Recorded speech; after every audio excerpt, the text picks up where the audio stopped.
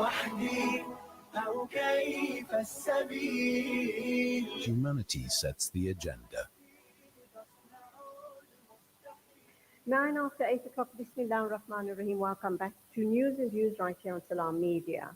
Now, this year marks 29 years of Gift of the Givers Foundation, which translates to 3.8 billion rands in aid, reaching people in need in 44 countries. And over the years, the organization has earned deep affection and respect. Imtiaz Sooliman has also racked up awards and honors, including the Presidential Order of Baobab, which is a silver award. This year, he was named Social Justice Champion of the Year, an award coordinated by Professor Thuli Madonsela as Lord Trust Chair in Social Justice at the University of Stellenbosch. The Twitterverse nominated him for everything from President of the country to a Nobel Peace Prize, and I do believe that should be bestowed upon him as well. And I've always said Imtiaz Sooliman for President of South Africa. Assalamu alaikum, welcome to the program, and many, many congrats on your award. Wa alaikum salam, jazakallah, thanks very much. What does this mean to you, Imtiaz? Well, it's recognition of what my Sufi teacher told me, that I took a commitment with him in 1992, and he asked me to form the organization and that I could serve unconditionally. All these awards and the recognitions that have come over the years is testimony that I'm carrying out that mandate, serving people. And it also shows that there's a team behind me, there's a phenomenal team behind me that makes all the things happen. And with the team itself, of course, the support from the country and people, in the country from various sectors, all those things make it possible.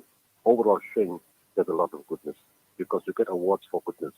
And goodness can't come from being only. It comes from prayer, it comes from people who give money, it comes from people who wish you well, and it comes from people who recognize spirituality and good.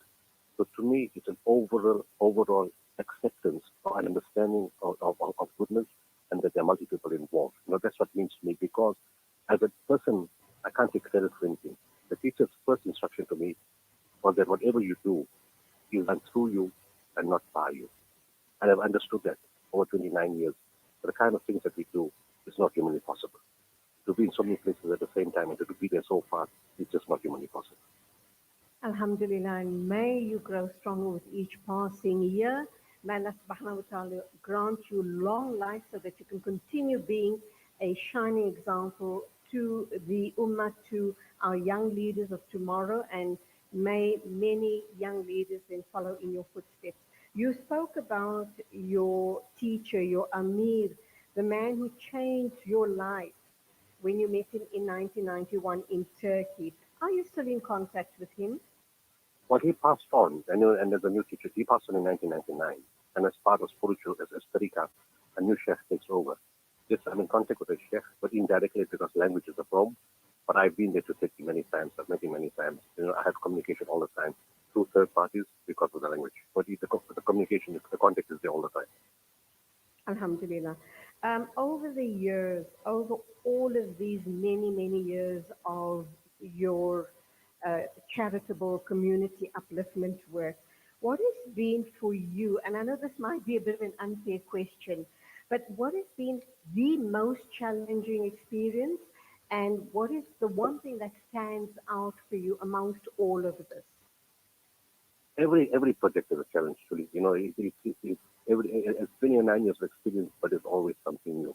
And let's just take the recent example. Whoever thought COVID was going to be something that's going to be tough.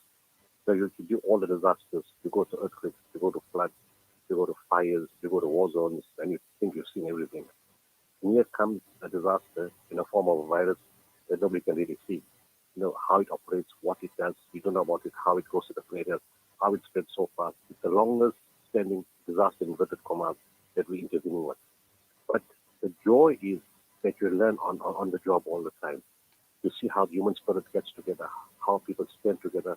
And you in every disaster, and what stands out for me is that you see both sides of the human being.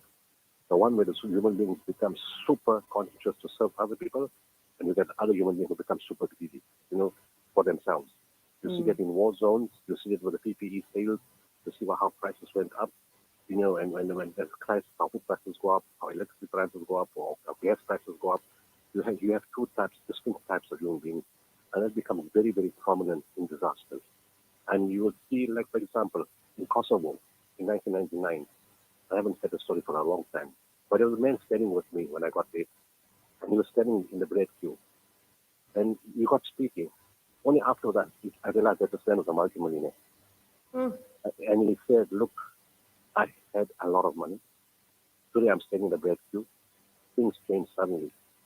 I do have a lot of money, even outside the country, but I've decided to bring it back to help people in the country and join the bread queue like any ordinary being.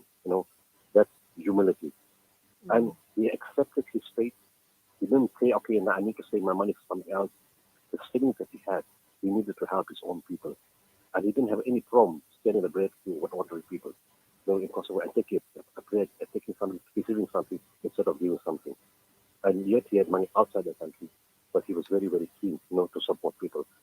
Those are the kind of things that you hear or you see all the time, and the goodness of people come. I see my teams, when you tell them you're going to a war zone, please, consider properly, consider carefully. You have a child at home, you have a husband, you're a single mother, please don't come, or, it's very dangerous, you get bombed, you lose your eye. From across religion, they tell me, we are medical personnel, we are people of faith, we are adults, it's our own decision. We decided to come up, you're not forcing us. And when we come, we know we're going in God's path. And these are people talking from Judaism, Christianity, Islam mix. They say we're going in God's path, and God will take care of us. And when we get to the other side, when they serve, the greatest joy to me is when the people on the other side tell me, what kind of people are you? How many years have you been working together? You guys look like a well-oiled team. And yet, on so many missions, the people who come have never met each other in their life. It's for the first time they met each other on that mission. And when they work like they've been knowing each other for years, with such unity and such harmony to save lives. But the more important thing is the people on the other side tell you, you treat us with such dignity, with such love, with such a diverse group. And we don't understand, it's just something new to us to see different people of different cultures and different religions working together for you taught us something. But the best thing is when we actually go, we're not giving them something. They're giving us something. We went there, and study on one of the camps. A small child comes to me, 8 or 9 years old. It's December 2012. It's ice cold. I'm not the type to take cold weather. And I'm freezing in this place. I got jackets on and shoes and everything. This child is coming to me just with an underpants and a shirt and walking barefoot in the rain. It's a Cape Town weather. It rains, I called her, said that. And she comes with a bowl of olives to me. And I asked the guy next to me, what is this for? He said, you got to eat it. I said, how can I eat this child's food? There's no food in this place. There's a war zone there. Everything's cut off. He said, don't you know? You're the guest. The host provides something to the guest. I said, but the host got nothing. He said, that's not your problem. So what the host provides to you, you got to eat. That's the courtesy, that's the respect. And I'm forced to take that olive, knowing that maybe the last food of the child, and I got to eat it. And my team member was with me.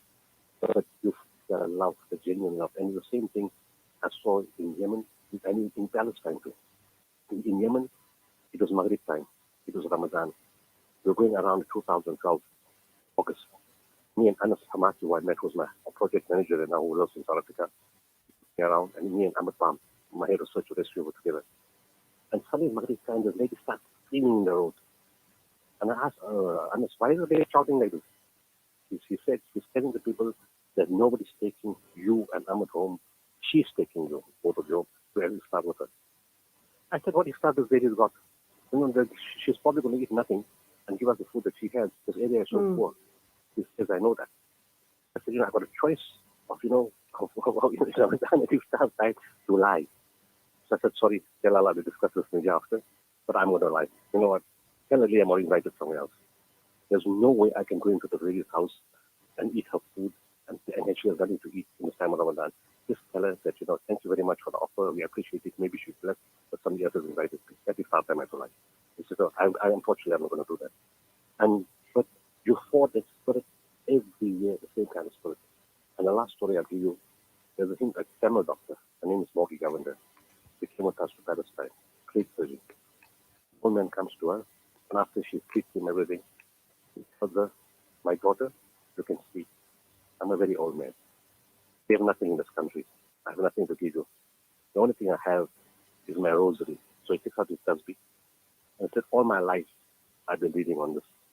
And that's the only gift I can give you. So he takes his lifetime tasbih and he puts it into her hand. She's a devout Tamil. She goes home to her house in Marisburg. She has this lamp on all the time. And she puts that tasbih by the lamp out of respect. And up to today, it's still there. Are you there, Imtiaz? I just seem to have lost you for a minute. Yes, I'm here. I understand that you have very limited time because you're standing by for another interview. I did have one or two very quick questions to ask you in terms of your 15 minutes of political life. I did say that I would nominate you for President of South Africa. Undoubtedly, you turn the country around. But you're not for politics, are you? Question number one. And question number two, what does leadership mean to you?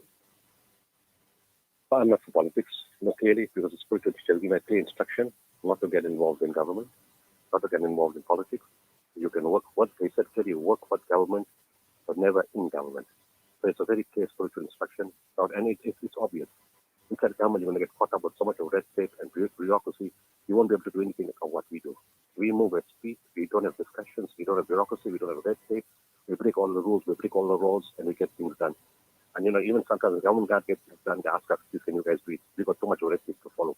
Everybody's got to follow protocol. We just don't follow it. We just break what we have to break. And nobody minds because the job gets done. So, yes, it's much better to work for outside. Leadership, you must be able to follow. If you can't follow, you can't be a leader. And you've got to set the example. If you can't pick up a bag of food, if you can't stand in line to give it to somebody else, if you can't do things that you want somebody else to do, then you can't be a leader. In every way, you've got to set the example. That if the floor is to be clean, you clean it first. If you're on our missions, you make sure that all your people eat first before you eat. The leader does everything but takes care of his subjects first, because a leader is a servant. He's not the boss. He's the servant, and he leads the example. Because especially in the NGO sphere, when you're doing charitable work and you're helping people, then you have to, because you are a servant. And that's what government's supposed to be too. You're a servant of the people. You've been put there to take care of things, not of yourself. Pay for their luxuries. Yeah. So you're not there to. That's where we leave it. We've run out of time. Many congratulations once again, and may Allah accept all your efforts and continuously reward you and your loved ones. Assalamu alaikum to you. Wa alaikum salam. 8:22 exactly, news and views right here on Salaamedia. And Dr. Sefo Malloy is standing by. Let's take an ad break and we'll be joined by him in a minute or two. Little bare feet on the icy way.